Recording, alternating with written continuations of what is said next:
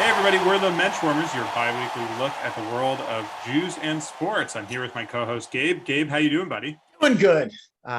We got Wilner this week. Yeah, big get for us. For the second episode in a row, I think we have a graduate of the Community Hebrew Association of Toronto. I think that's what CHAT stands for. I think it's the Academy of Toronto. Well, CHAT Community. We have our second straight Tannenbaum CHAT grad. If you're listening, Larry, we respect the branding. Yeah, that's right. Big Larry Tannenbaum energy permeating through our podcast at all times. But we have Mike Wilner, the former play-by-play radio man for the Toronto Blue Jays, currently columnist for the Toronto Star, as well as host of his own podcast, Deep Left Field, about baseball, Toronto Blue Jays. He's talked a lot about Israel baseball recently. He was recently the play-by-play man for the Israel baseball tune-up games that some of you may have watched online.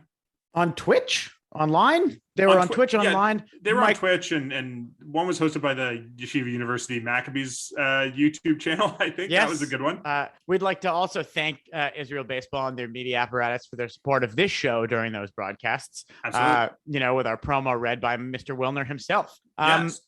One thing I regret not asking Wilner, and we'll get to the interview in a little bit, but I think we got a little jazz to perform first. But one thing I regret not asking Wilner, he made a joke about Jewish people being overrepresented in the media. Sure. We talked about that. He might be the only Jewish regular Toronto Star columnist. Interesting point. None of them come to mind. We're a Globe family, not a Star family, to be honest. Yep. Yeah, as you yourself are a former Globe employee. Forgot about Emma Title. Emma Title. Okay, so at least one other. I don't think there's any other Jewish sports writers at the Star that are coming to mind. I don't think so either, unless there's something about Laura Armstrong we don't know. But yeah, I got my opinions. Well, it was great to have Wilner on. Really took a deep dive into his career, his Jewish upbringing and connection with Israel baseball. I think a lot of people will find interesting. Before we get to that, some Jewish sports news to go over, and another local Canadian story to talk about. Camilla Giorgi, the Italian tennis player, won the National Bank Open in Montreal. Sort of the biggest win of her career. And maybe the biggest sporting event in Montreal, non-hockey related. I think that happens. I guess they still do a Indy race there. It's a F1 race, and they haven't had it for 3 years now because of COVID. Okay. Or 2 years now. Yeah, it'll be 3 years between. I never saw the race, but it was always towards the end of the summer. Like I remember when we would go back to school, when we went to McGill, they would be like at the end of August, right? Yes, and there's stuff going on around it. It's always incredibly exciting, incredibly big. But right now, this year, I think this Montreal event won by a Jewish tennis player is probably the biggest one we've had. And it's been a long time since a Jewish tennis star has won a major tournament, especially a Power Five like this one. Right. Well, that is sort of high five. It's a high five tournament. Well, that is sort of an interesting and open question that I think is worth talking about. So Camilla Giorgi, as we said, is Italian. Her parents are Argentinian, who I guess emigrated to or back to Italy at some point. And I think there was some confusion at some point about whether or not she was Jewish. And I can tell you that until last week, her Wikipedia page, for example, read something akin to, she has been reported as being Jewish, but these claims are unverified, which is a very odd thing for Wikipedia to say, right? Like it's almost as if she sort of said, back it off a little bit. Oh, absolutely. And that's just sort of interesting because, I think it's, the whole world uses Wikipedia as their first source for everything. You and I certainly turn to it plenty to try to suss out if someone's Jewish or not, because usually if someone is Jewish, then someone has written an article about them that says, yes, so-and-so is Jewish. So when you check it and it says, yeah, maybe, who knows? I think that makes it pretty interesting because it's, there was the story that she had considered moving to Israel to play for the Israeli team, which, can mean that she has some right to Israeli citizenship under right of return without actually any identification as Jewish, or it could mean any number of things. But according to some reports, was very wishy-washy. But I should say that I feel like you and I, and in the guise of our, Twitter account and online presence, had some effect on sort of establishing whether or not she was. Yeah, this might be the first Benchwarmers gets action we've ever done. I think Benchwarmers got some action. I think that's exactly the right way to put it. So Marvin Glassman, who was formerly a guest on our podcast back in our old CJN days, he was our first live interview. Do you remember? We Yeah. interviewed him up at the CJN office. I remember you complaining how much the office smelled like whitefish. Well, you know, that's not a joke, the hazard. people. Jamie did complain. That's just the hazard of working for the Jewish media. And when I say Jewish media, I don't mean like, you know, triple parenthesis Jewish media. I just mean literally. Don't you mean the media? Anyways, we interviewed Marvin. He was a great guest. I encourage anyone who's interested in tennis to go back and check out our podcast with Marvin about the sort of Jewish history of tennis. But Marvin, you know, got the answer. Writing for Jewish Telegraphic Agency, he sort of did the actual reporting saying whether or not Ms. Georgie is Jewish, and she confirmed, yes, she is. Both her parents are. Her favorite book growing up was the Diary of Anne Frank. And since then, the Wikipedia page has been changed to she's Jewish. So there you go. We affected Wikipedia without, in a way that isn't vandalism. And I say that I feel like we were sort of somewhat responsible for this is only because we were sort of doing the digging on Twitter and talking to people about it. And then someone tweeted at us who works for Jewish Telegraphic Agency and said, yeah, you know, we got the article on it. Here's the answer. That was Gabe Friedman, who writes for JTA and other places as well.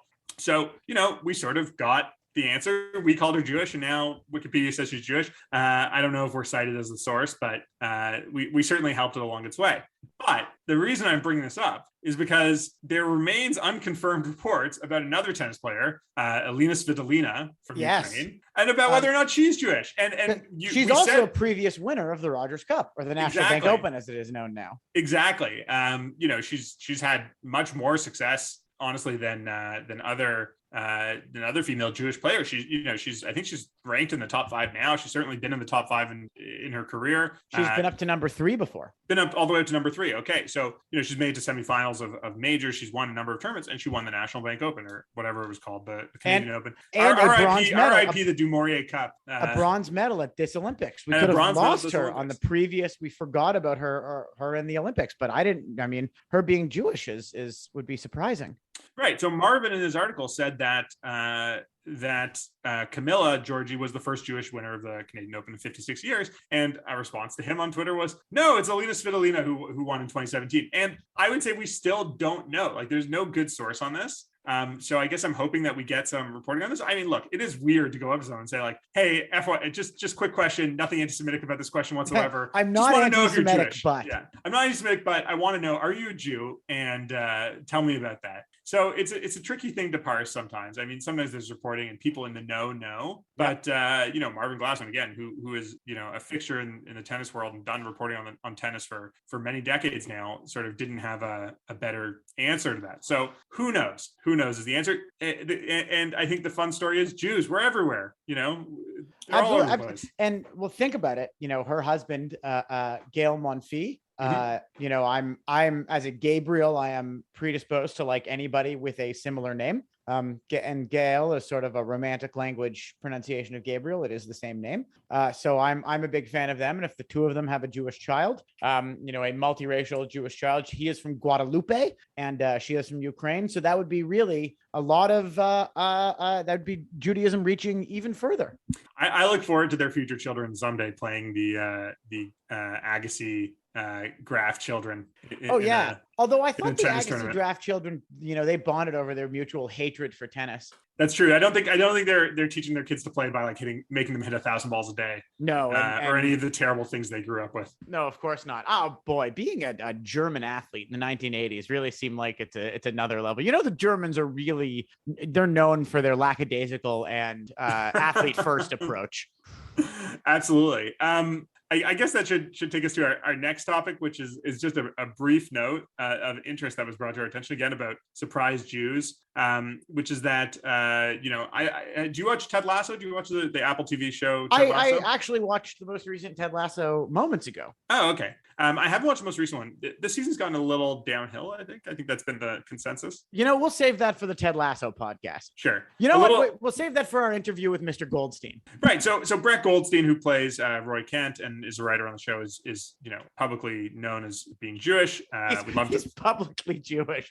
Jewish. He's what the census would know as obviously Jewish. Well, with a name like Goldstein, it's not hard to find him. But we were recently advised that Mo Jeudi Lamour, who plays the Thierry Zorro. Yeah, the French-Canadian goalkeeper Thierry Zorro is also Jewish. He was on a podcast about Ted Lasso. They were asking him after the Christmas episode about his own Christmas traditions growing up. And he said, well, I don't really have an answer for that because I'm Jew. I grew up Jewish, which is sort of shocking because there aren't that many French-Canadian Jews. There aren't that many Francophone Jews altogether. Yeah, especially French-Canadian Jews of color. It's very exciting. Yeah, I think in the interview, he went on to talk about his mom being French-speaking, and I believe he's of Haitian extraction. So I have no idea what his background is, but he identifies. He was talking about not having gone to synagogue in a while.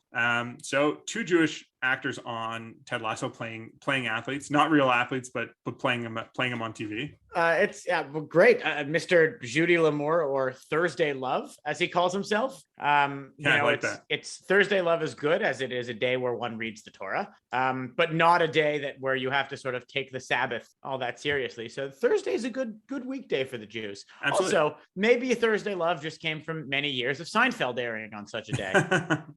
Well, I think it's just good, more identification. At some point, there will be a Wikipedia article for him where it says he's Jewish, and I hope we play some small part in that identification game. Do we have the opposite of a Mike Jacobs All-Star? Like you're, an AJ Dillon All-Star, or a Mo Jeudi Lamour? Right. You don't expect someone with the last name Jeudi Lamour to be Jewish, but you never know. Yeah, they come in all names. Maybe AJ Dillon named himself after famous Jewish musician Bob Dylan, and there's his Jewish connection. Maybe. I mean, I think the tennis players you're talking about, Camila Giorgi and Elina Svitolina, don't necessarily come across as being particularly Jewish names, but again, no. Although you get tripped up from the Eastern European ones. Although now we're retreading on an old familiar topic, one that we talk about in our interview coming up with Mr. Mike Wilner. Mike is, obviously, we talked about earlier, sort of a legend in the Toronto broadcasting scene, and we're thrilled to talk to him. But first, I got a question for you, Jamie. Let me hear it. What do you look for in a podcast host? Ooh, what do I look for in a podcast host? Well, if you're talking about my own podcast, I mean, I look for my friend who also knows about sports and has a keen interest in who's Jewish and who's not. But we got this rapport going on. We got this rapport going on. Have a rapport. Are you leaving, Gabe? Do I have to find a replacement? No, I'm going to a one-man booth. I'm going to a one-man booth. I'm doing it. You're going to Vin Scully this podcast. I would absolutely Vin Scully it. That, what an honor. I'm sorry you're leaving, but I got to. How long do you think you could just speak unbroken? I don't think I have like a Rush Limbaugh type show. Yeah, I don't have like Stephen A. Smith style chops. Like I need the back and forth. I need the balance. I need the question and answer and all that. The banter. You need the top bants. It'd be fun to find out though. Just like hit record and just like go. Just like, here's my thoughts on a topic. I'm not stopping until I run out of words. We maybe next time one of us has another child, or we go away, or we're sick or whatever, our producer Michael will let us try the one-man booth.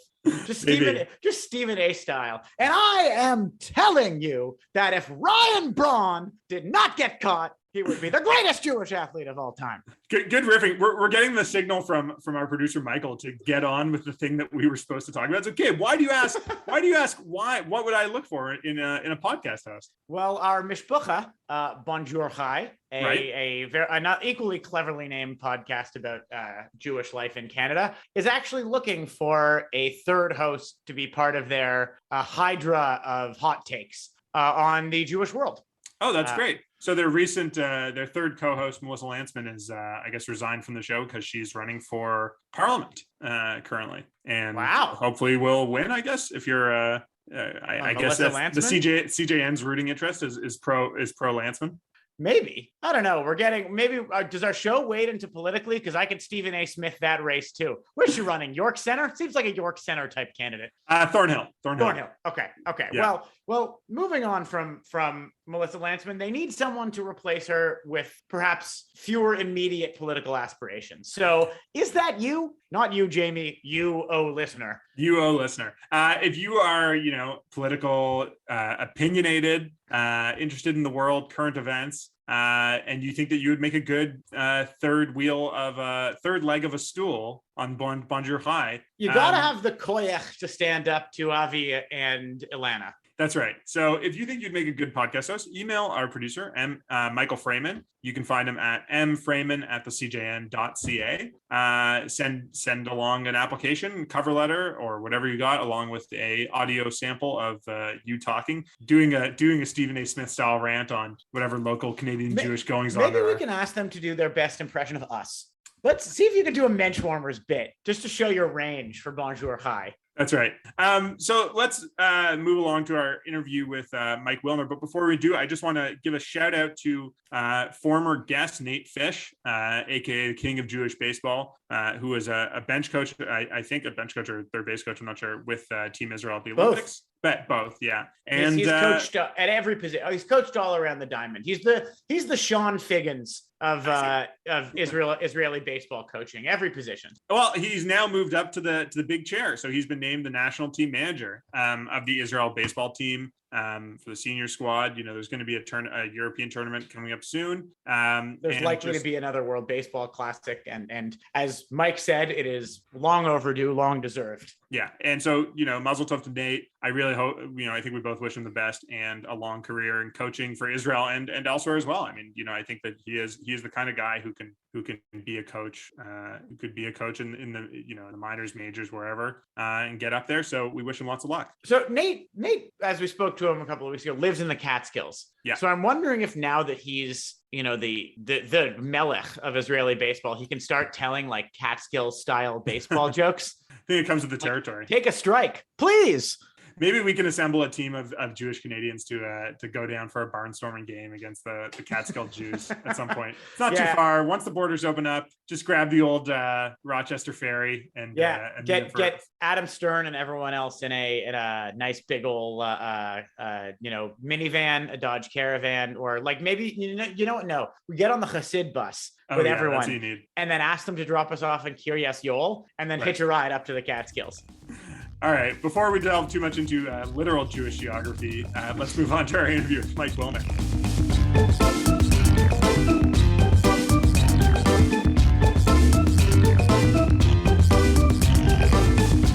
We're joined tonight by Mike Wilner. Mike, how you doing? I'm doing great, thanks. Thanks for having me, boys. You're the first podcast I've ever been on that I've already read an ad for before going on it. I was about to say, you've read our promo. Now, if you could promo your own future episode at the time, we didn't have you booked, but that would have been a great promo. That would have been very meta. Yes, exactly. Mike, do you mind introducing yourselves to our listeners a little bit? Just tell them a little bit about who you are. Sure. My name's Mike Wilner. I'm from Toronto, born and raised. Went to Bialik, then went to Chat. So very much a product of the Jewish day school system here in this fine city of ours. And then somehow, worked my way into a very non-traditional, at the time anyway, media position. I started broadcasting minor league baseball when I was 19 years old in Welland, Ontario for the Pirates affiliate there. Wound up doing a couple more seasons of minor league ball, then worked for 680 News here in Toronto, which is, I believe, Canada's most listened to all news radio station, if not radio station, period, in the mid 90s. And in 2001, wound up at the All Sports radio station. And the next year was part of the Blue Jays broadcast team and continued to do that for 19 seasons. Very proudly, the only Toronto-born person ever to broadcast Blue Jays baseball on the radio full time, and then unceremoniously got fired from that job last winter because they decided to go in another direction, and wound up with the Toronto Star. So right now I am a columnist and podcaster for the Toronto Star, having a great time. So I should say you're our second Chat grad in a row after Zach Hyman last week. And also, I am also a Bialik grad. So I think you're the first fellow Bialik grad. I was going to say, the team name, but I don't think we had one. So we had the Bombers, I think, when I graduated a long time. And you went to Bialik in the pre-Miracle Food Mart days. No. When I started at Bialik, there was a Steinberg's in the parking lot, which became a Miracle Food Mart, but it was still a Miracle Food Mart when I was there. And I do definitely remember sneaking because we weren't allowed to go there. Right. But I remember, at least in grade 9, when it had a grade 9, I was, I think, the third last grade 9 class in Bialik.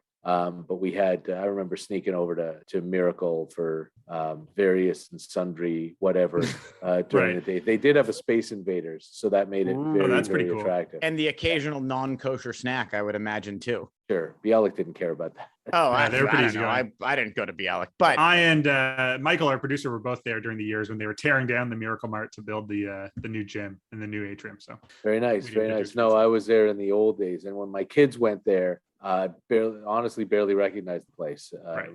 The same way with chat now. I went for a reunion a couple of years ago, and it has changed so very much, which just means nothing more than I'm really old, I guess. Right. So let's talk a little bit about your upbringing. You're on our show because you are Jewish and you are a notable voice. I know you looked shocked at that one in our Toronto media. And I guess we can say we're about 2 weeks out now. So you're our first Shana Tova of the year. So it's close enough. Sure. Yeah, thank we're you. in the moon cycle. We're less than a moon cycle away. And same to you and yours. So that you should only have a happy and healthy and prosperous new year. Yes. So, I'll let that lead into sort of, you talked about your Jewish background in Bialik. So as a Jewish person, did you have, was there any sort of excitement of following Jewish athletes when you were a kid? And if so, who did you care about? Like there weren't that many when I was a kid. I mean, I'm too young for Sandy Koufax. Right. He was retired before I was even born. There was a bit of a gap in the. I think Mike, I think you were born, I'm going to guess early 70s. I think there was a gap in the 70s and 80s in terms of like there being big name Jewish athletes is like in the pro sports leagues. I mean, there's Mark Spitz, but you know, he's separate. But would you count the Sandy Koufax to Sean Green years of being wandering in the desert necessarily looking for our next Koufax? I'm trying to think right now of somebody in the early 80s, late 70s, early 80s. Because, I'm too young for Mark Spitz, too. Right.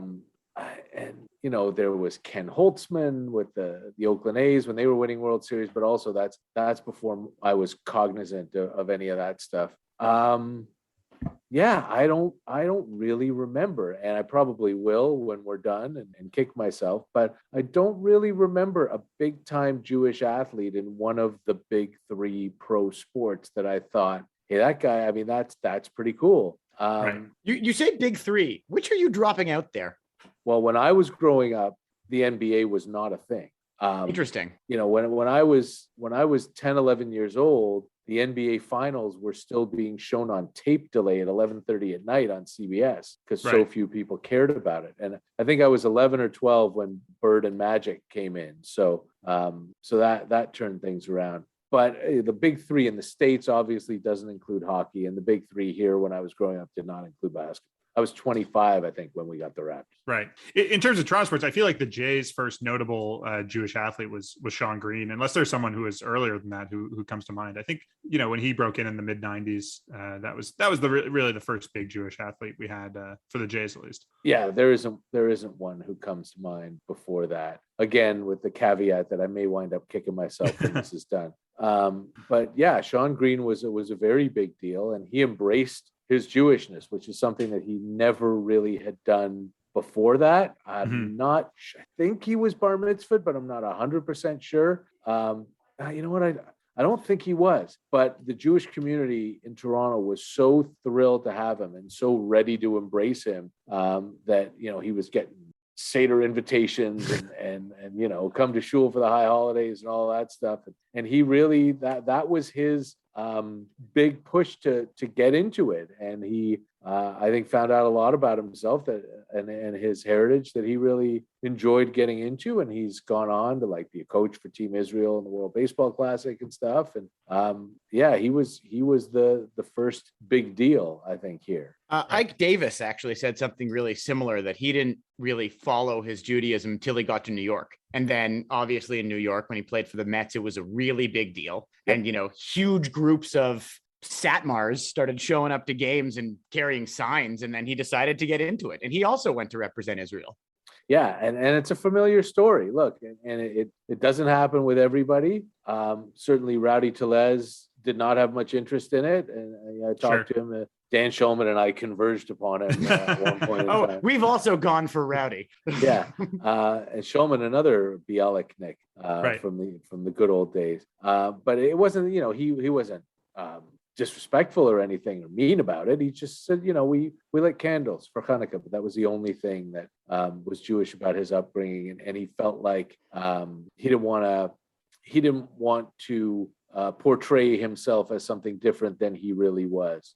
Kevin Pillar embraced it. I did an event with him to raise money for Tel Aviv University, which was pretty cool. That's great. Yeah. But yeah, Sean Green was absolutely the first for sure. Yeah. And I think that's fair. I mean, there's plenty of people who, their religion is not a big deal to them at all. And I think we sometimes expect too much of our Jewish athletes or people who have some Jewish heritage, that they have to be representative when, they might just want to focus on some other element of their game or being an athlete or any of the other things that are, integral to their personality. And I think it's because there are so few of us, right? We try to, especially in athletics. I still remember the great movie that I don't think stands up very well, Airplane, in the 80s with the Zucker brothers and stuff. And here's your pamphlet of great Jewish athletes. Exactly. But so I think that's why we latch on. We want it to be a big deal to them because it's a big deal to us. It's not always going to be a big deal to them.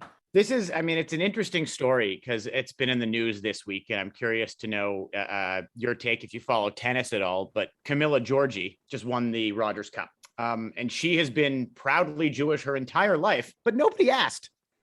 She's Italian, and now that she's sort of reaching success, she's getting a lot of requests on this. So I think this is sort of the opposite side of it, where someone who's embraced it, if they're not in a big enough sport or a big enough deal, we might not find them as easily. Yeah, I think that's completely reasonable, and I didn't know that. So a hearty mazel tov to her, absolutely. but look, you just it's a weird question to ask, right? And I was talking about this with a bunch of the guys on the Israeli Olympic team last month about how and who because there are not obvious ones, but relatively obvious ones where there's your name and like Mitch Glasser, probably he's Jewish. But there are others where you have to really do some digging and find out. And it's easy to find the diamonds. It's hard to find the Ty Kellys in the rough. Right. Yeah. Yeah. The Ty Kellys, the Rob Haller, there so many, Nick Rickles, I guess is that. Yeah. Right? But I remember when Jason Kirshner came to the Blue Jays in like the early 2000s, and Shai David and I were like, is he Jewish? It sounds like it. Probably Jewish. Sounds Jewish. Is he Jewish? Go ask him. No, you go ask him. Like, how do you have that conversation? Right. And I think, it was like a couple of weeks into his tenure. We'd already talked to him a few times. And I said to him, I just got to ask you the name, Kirshner. Are you Jewish? No. Like, what? How could you possibly think that?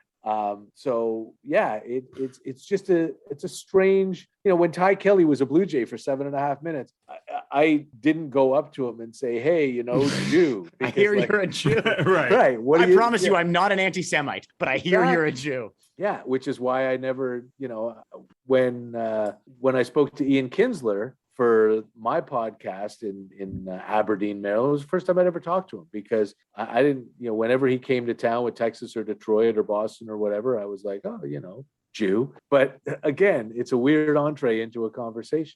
Our term for the Jason Kirshner types is a Mike Jacobs all-star, because the name sounds Jewish, but also the Miami or then Florida Marlins had a Jewish Heritage Night back in 2006 and gave away Mike Jacobs t-shirts, not realizing that he was not Jewish. That's amazing. So we've used that term for anyone who needs to be embraced by the tribe, at least on a name basis. Yeah, I was actually at a Miami Marlins Jewish Heritage Night and an Oakland A's Jewish Heritage Night. Nice. And I could not get the t-shirt. I asked the Marlins, I said, can I get the t-shirt? They said, well, it's only for, special season ticket holders. Try to find me one. And they couldn't do it. I've actually been to a Pittsburgh Pirates Jewish Heritage Night. So I think maybe between the three of us and some other guests, we can get the whole league eventually. We had Nate Fish on our show a few weeks ago, Wonderful just man. Before he left for the Olympic. Great guy, and a big muzzle tough for him on his promotion. Yeah, long time coming, that one. Absolutely. And he talked sort of about the inherent networking in the coaching world of being Jewish. He talked about, the Yarmouth Dennis Red Sox that he's coached for years in the Cape Cod League with a Jewish manager. And he talked about working with Jerry Weinstein all over the world. And, Jerry Weinstein is obviously a coach of Team Israel. And to me, it's really, and you bring this up with Shulman and Shai, how you guys are all sort of talking about it. It's really encouraging to see that there's an actual community, even in pro sports, is that Jews can both find and support each other wherever they are.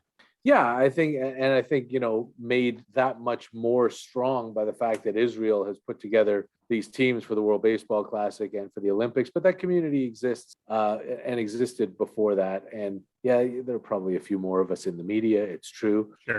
There are a couple of days. We don't mention that on this show, but that's okay. There are a couple of days where we probably had a minion in the press box in Blue Jays games, but not for a while. But look, it does make it easier and it makes it great. And I sort of equate it almost to all the work I've done for Baseball Canada and all of, the Canadians know who the Canadians are, and there are so few of us around baseball that you all, you look across the field and, hey, I know you.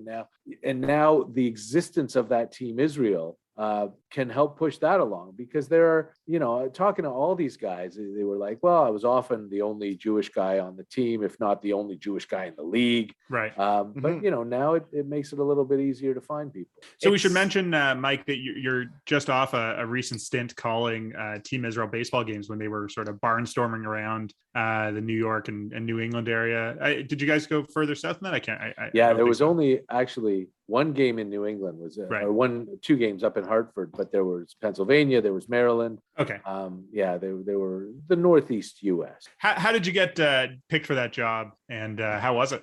First of all, it was unbelievable. It was amazing. And I've thought a couple of times, like doing those 9 games sort of scratched the itch for me since I'm not calling ball games anymore. But I think it was more than that. It was super meaningful and powerful. Like that first game that was on Coney Island. It's just an incredible setting. Maimonides Park, which is amazing. I think it's named after the hospital, but regardless, hearing Hatikva before a game here in North America was, it was chills inducing. And I've only been to Israel once. I'm a very strong Jewish identity, but it wasn't something that I thought would happen. But hearing it every day was fantastic. Were you a camp guy? I was a guy who hated camp. Because I think the last time I remember singing Hatikva every day was at Camp Shalom. Yeah, see that would have been. I went to Gesher after a very we got to end this horrible year at White Pine. I'm kidding. But no, I knew it's a daily thing in Bialik now, not when I went there. But so with my kids there, I had heard it a bunch of times. But back to the original question, I had seen this Israel baseball podcast just from following Israel baseball on Twitter. I met Nate Fish the one time I was in Israel, and I really don't remember how that came about, but they might have found me at that point in time. And I met him in a shuk in Tel Aviv, and we walked around and we talked, and he gave me a couple of kippas and wristbands and a great Israel baseball hoodie that I still have. Was he selling them in the shuk? Not in the shuk. No. Oh, that would have been I think awesome. he brought them specifically for me. But so through that, I guess I started following them. And then I saw this Israel baseball podcast. And Frankie Sachs is the host, and he does a lot of the communication stuff for Team Israel, and he's really right in there doing tons of stuff for them. He's given us a lot of support too. He's amazing. And so I reached out to him and I said, hey, this is who I am, and this is what I've done. I've been broadcasting for, a couple of minutes. If you need any sort of help on this podcast, if you want any advice, if you want whatever, if any of my connections in North America would be helpful to you, let me know. And we just started talking, and he said, why don't you come co-host a couple of shows with me? So I said, sure. And then we did. And I was with him for Blake Galen, which was a great show. I still can't believe he hasn't watched Community, the TV show. He went to the same community college with the creator, Dan Harmon. Oh, wow. He went to Greendale. He went to what wound up being Greendale. Yeah. I think it was called Glendale or something. But and then when I saw him last month, he was like, yeah, I still haven't watched it.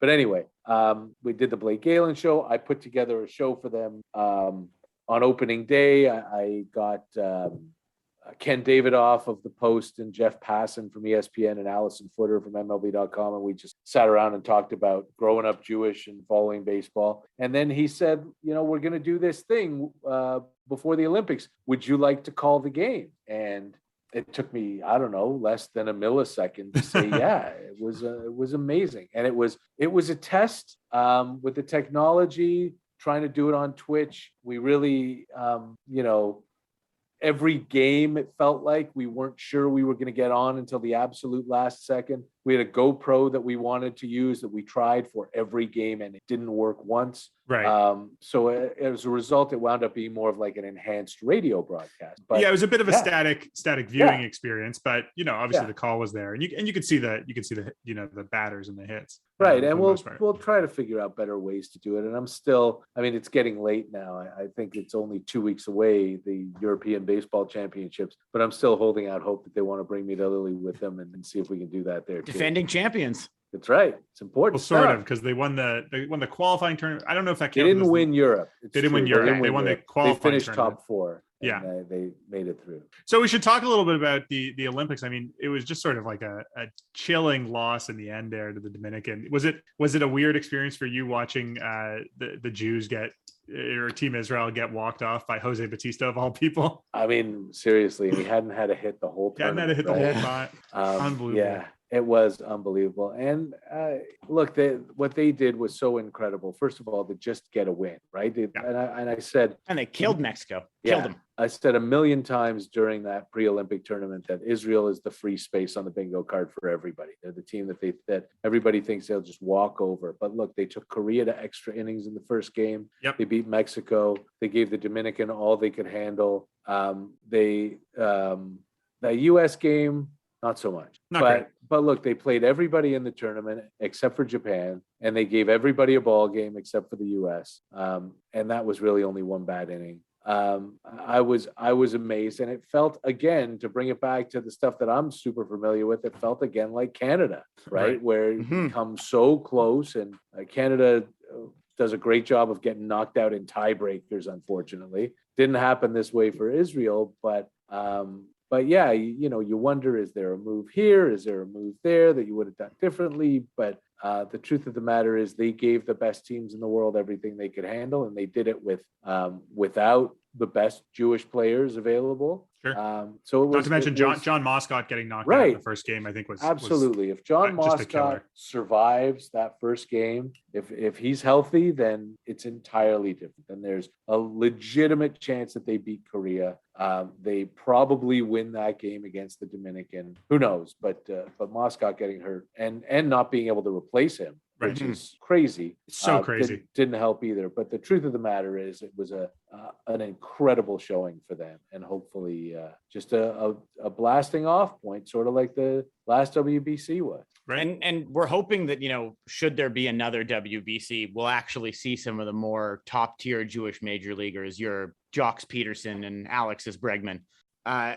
Something I want to bring up just about, Team Canada losing, to bring it back to the Jewish sports thing. I guess I was probably 15 at the time, but I think the greatest Jewish sports moment of my life is Adam Stern's inside the park home run in the World Baseball Classic. Never seen anything like that, and I'll never forget it. That whole game that Adam Stern had, I think he had 4 hits. He made that unbelievable catch up against the wall in center field. It was a real privilege to be there. He is a wonderful guy. He is responsible for, if anyone who's listening to this plays Words with Friends against me, I don't think there are that many people, but it's Adam Stern. You know what? Whoever they are, they probably listen to the show.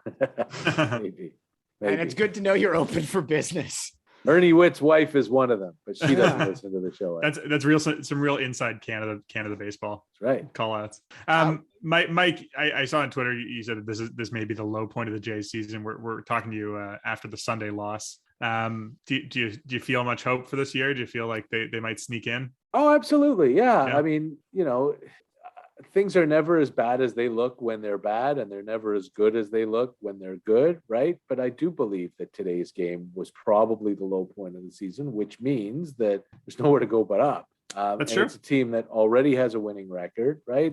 They're still 6 over. Look, I've always, I sort of have always been that like reasonable, rational take. Like, 3 weeks ago, everyone was writing off the New York Yankees. Last September, everyone was writing off the New York Yankees, and they wound up in the playoffs easily. The Yankees have turned things around. Are they going to win 80% of their games the rest of the season? No, of course not. Oakland's vulnerable. Boston's vulnerable. The Blue Jays they just need to start playing better. The beautiful thing is that the starting pitching has been incredible. I think, right? They gave up 2 runs to Detroit in this entire weekend series. The hitting has fallen off a cliff, but it's not going to keep that up. And eventually there'll be enough support, you would think, for the starting pitching that they're not going to need the bullpen to be locked down. You're going to get bolstered with Nate Pearson. There's no reason to think that it's all doom and gloom and everything is terrible and the season is over. It's August. There's 5 weeks left and maybe 6 weeks left in the season. That's good. I needed some talking down from the ledge after today and Friday night's loss. Those are a horrible loss for sure. The 10 games we have left against the Orioles, I feel like is the silver lining. Yeah, I think it's 9, but I think it's 16 against the Orioles and Twins, which will help a lot, right? And then you got 7 head-to-head against the Yankees. And look, you're gonna have to win those games. You've got Oakland coming to town next week, and that's your chance to take on a team that you're chasing. I think I said this in the intro to my podcast this last week. If with 10 games left in the season, the Blue Jays are 5 games out of a playoff spot, they are right in it because those 10 games are against Minnesota, Baltimore, and the Yankees. Absolutely. It's interesting. I'm curious to ask, with your new sort of pivot in your career, being at the Star, traditionally Jewish people are not shy about their opinions. And now it seems you have a little more free reign to share yours as a columnist instead of sort of a broadcaster, from working with an organization that owns the team. So I'm curious if you want to talk a little bit about how, you're approaching this new gig from a less objective standpoint, if you are. I'm not. Oh, I'm not. Well, there you go. I was never, I was never reined in. I think there's a difference between being the broadcaster and all the other stuff. Okay. But I think also, when I was doing play-by-play, I was never shy about pointing out things that were going wrong. I'm not the kind of person who's gonna. I'm worried about language here on your you can say whatever you want. We encourage it, in fact. It's not that bad, but if you can say it in Yiddish, that would be even better. I'm sure there is absolutely a Yiddish phrase for this, but I'm not going to piss on your shoes and tell you that it's rain, right? Sure. Right. And there are a lot of broadcasters that will, everything is wonderful and happiness and sunshine and puppies and rainbows and whatever. I was never like that. You can't be a fan where you say this guy sucks, this is terrible, get rid of this, whatever. But you can certainly, and I think Dan Shulman even did it today when the Blue Jays brought Trent Thornton in the 7th inning. You can say things in a way that everybody knows you're thinking, what the hell is going on here? I think in that case, all you need to say is that Trent Thornton has thrown more innings this year than Jordan Romano. Yeah, but the Blue Jays have been in more situations that call for Trent Thornton than they have been the call for a closer. He's got 11 saves, I think. Yeah, sorry to interrupt. But as far as, I was never, when you're calling play-by-play, you can't be, you don't want to turn your listeners off, right? Right. But I also took calls after the game for 17 years. And as much as people may believe that I was always defending the Jays, I wasn't. It just sounded like it because so many people are just so insanely negative. You want to say a season is over on August 22nd. I will tell you that you're categorically incorrect, right? I felt like there were, when you, first of all, to call into a post-game radio show, you've got to be, nobody calls in to say, hey, everything's great, right? How awesome was that? Right. Do you ever get any of those calls? Somebody's like, I just want to say that I'm enjoying this season for the sake of watching baseball. Yeah, like maybe 3 or 4 times every 10 years. Sure, that would happen. I hope one of them was me. I hope that's the one thing I called about. But look, they also, a lot of people call in because they can't get anybody else to listen to them, right? So they've got their, they're always angry, and they're always angry about something that they probably have wrong. So right. I always wanted to make sure. I think, I remember listening to call-in shows and having someone call in with a thesis statement that was not only preposterous, but actually factually incorrect as well. And hearing the host go, and have the caller continue. And I thought, I'm never going to do that. That's not, if you make a claim, first of all, that's wrong, I'm going to tell you it's wrong. Sure. And if you have an opinion about something, I'm going to ask you to back it up. And so, people saw that as defensive because most of the takes are angry. But I don't see anything wrong with forcing people to back up their opinions with facts. And that's what I did. But when things were going badly, I'm never going to say this guy sucks, because none of them do. And I'm never going to say this team absolutely has no chance until you get to the point where it's very apparent. It doesn't have to be mathematical, right, but it's very apparent that they have no chance. And so I'm going to continue doing that because I believe in objective truth. And it's way more important now, I think, than it was 10 years ago. Maybe this is a strained Jewish analogy, but to some degree, I seem to read this analogy reads you as you're somewhat of the therapist to a lot of fans out there. Yeah, I've felt that. People have referred to me as a first responder. Yeah. Yeah. You're a Freud, and then when you end the call, you become a Kevorkian very quickly.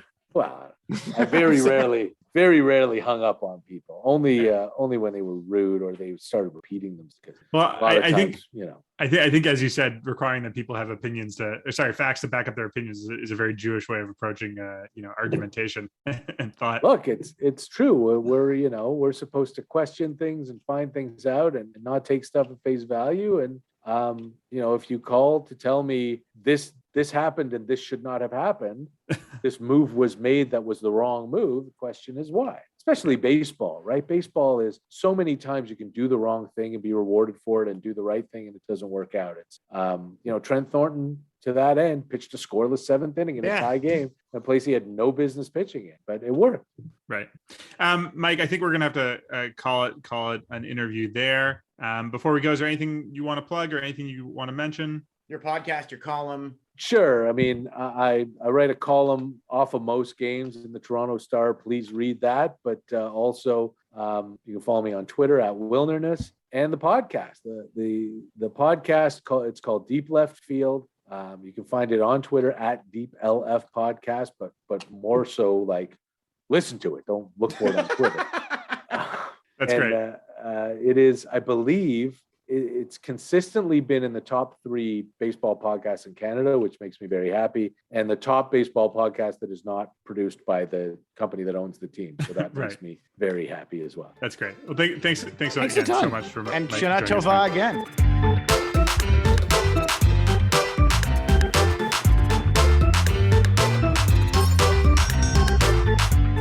One regret I have of that interview is when we were going down the some of the non-Jewish Mike Jacobs All-Stars in the MLB. I wanted to mention Robbie Grossman. I think, and no list is fully comprehensive without him. I think he's probably the guy I get unsolicited texts and emails about the most as the host of this podcast, the co-host of this podcast, saying, oh, this guy must be Jewish. Is he Jewish? Robbie Grossman's not Jewish, even though I'm pretty sure the Robbie Grossman I went to camp with is. I think Gabe Gross is one of the big ones. Ooh, Gabe Gross is a very good one. Also, as a Gabe, got to be a Gabe Gross fan. Yeah, exactly. He played Auburn football, where I'm not sure they even allow Jews on the team, now or ever.